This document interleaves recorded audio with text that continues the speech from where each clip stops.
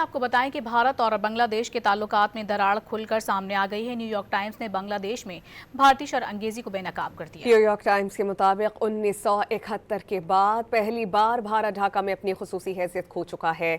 भारत हसीना वाजिद को इंसाफ के कटहरे मिलाने की राह में रुकावट है।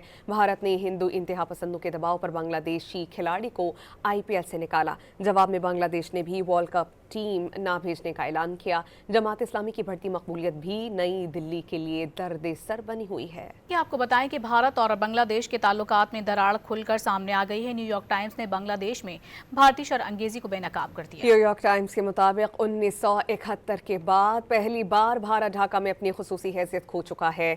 भारत हसीना वाजिद को इंसाफ के कटहरे मिलाने की राह में रुकावट है। भारत ने हिंदू इंतहा पसंदों के दबाव पर बांग्लादेशी खिलाड़ी को IPL से निकाला। जवाब में बांग्लादेश ने भी वर्ल्ड कप टीम ना भेजने का ऐलान किया। जमात इस्लामी की बढ़ती मकबूलियत भी नई दिल्ली के लिए दर्द सर बनी हुई है।